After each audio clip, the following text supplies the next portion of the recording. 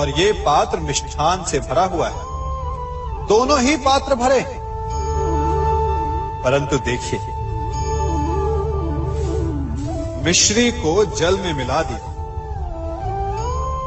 जल ने मिश्री को अपना लिया, मिश्री ने अपना अस्तित्व खो दिया, परंतु जल को अभिमान है कि उसका अस्तित्व अभी भी बना हुआ है।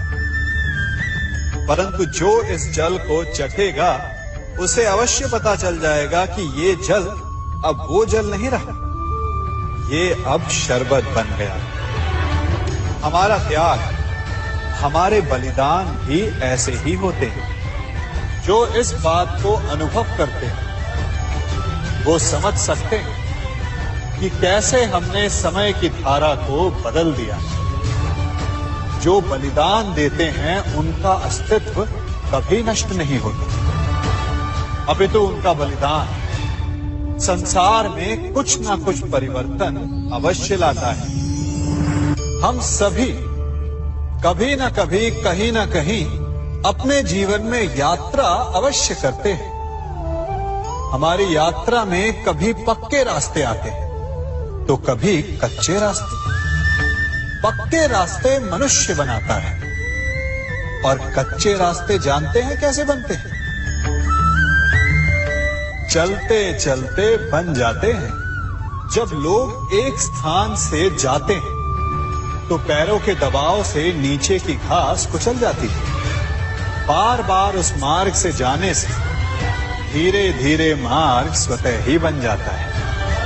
और यही जीवन है, यही नियति है। जब आपके जीवन में आपको मार्ग ना मिले तो रुकिए नहीं, आगे बढ़ते रहिए और आपके पैरों के दबाव से मार्ग स्वतः ही बन जाएगा। हम सभी अपने जीवन में सफलता चाहते हैं, है ना?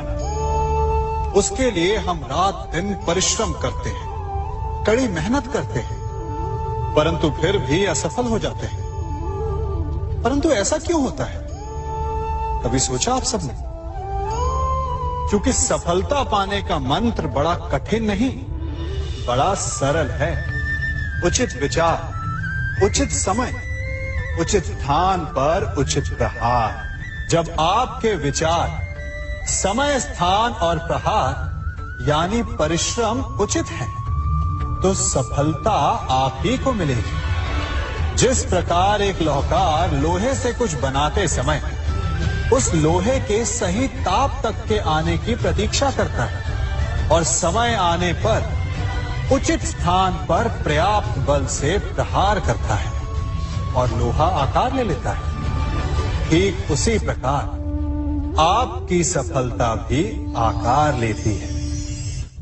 हम सभी को अपने जीवन में कभी ना कभी निराशा मिलती है, असफलता मिलती है और अधिकतर लोग इसके पश्चात भाग्य का रोना लेकर बैठ जाते हैं। कुछ कहते हैं कि जिस स्थान पर मैं हूं उससे कई ऊंचे स्थान पर होने के योग्य था, परंतु नहीं जा पाया। किसी को पीड़ा है कि उसे जो मिलना चाहिए था वो उसे नहीं मिला, भाग्य ही बुरा था। भाग्य क्या होता है? भाग्य वन में खिला पुष्प देवताओं को चढ़ाया जाएगा या किसी सुंदरी के वेणी में वो सजेगा या फिर उसे कुचलकर उत्पाद बना दिया जाएगा। ये सब एक पुष्प के नियंत्रण में नहीं होता, परंतु जब तक उस पुष्प का अस्तित्व है सुगंध बिखेरना उसके वश में अवश्य है। परंतु भाग्य हमारे वश में नहीं, और जो हमारे वश में नहीं उसके लिए दुखी होने से क्या होगा? कभी आप ब्रह्म मुहूर्त में जगे हैं? जगकर देखिए, संध्या होने के पश्चात जब रात्रि का अंधकार सारे संसार को धीरे धीरे अपने अंधकार में निगलने लगता है तो यही अंधकार ब्रह्म मुहूर्त में भोर होने से ठीक पूर्व तनिक अधिक काला हो जाता है। कुछ समझे? हमारा जीवन भी कुछ ऐसा ही होता है। जब हमारे जीवन की समस्याएं अपने अंत पर होती है तो यही समस्याएं एक भीषण रूप लेकर हमारे समक्ष प्रस्तुत हो जाती है और ऐसे परिस्थिति में अधिकतर लोग हार मान जाते हैं, भय खा जाते हैं। परंतु यदि आप हार न माने, भय न खाएं, दृढ़ रहें, निरंतर आगे बढ़ते रहें, तो प्रकाश के रूप में हमारा स्वागत करने के लिए सूर्य उदय सदा हमारे समक्ष प्रस्तुत रहेगा। आपने बरगद के वृक्ष को देखा है, जितना विशाल उतना दृढ़। पतझड़ में वो सूख जाते हैं, परंतु दुर्बल नहीं होते, टूटकर गिरते नहीं। और उसके विपरीत दलदल में उपजे वृक्षों को देखिए, वो दिखने में तो बड़े होते हैं, पतझड़ आए या शीत सदा हरे भरे होते हैं, परंतु इतने दुर्बल होते हैं कि जल धारा के हल्के से वेग से वो गिर जाते हैं। परंतु ऐसा क्यों होता है?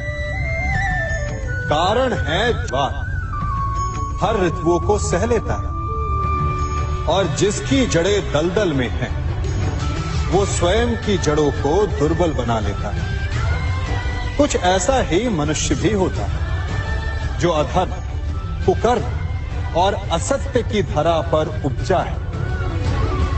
वो समय की एक मार भी नहीं सह पाता, और जो मनुष्य सत्य, धर्म की धरा पर उपजा है, अब आप पर निर्भर करता है कि आप क्या बनना चाहते हैं।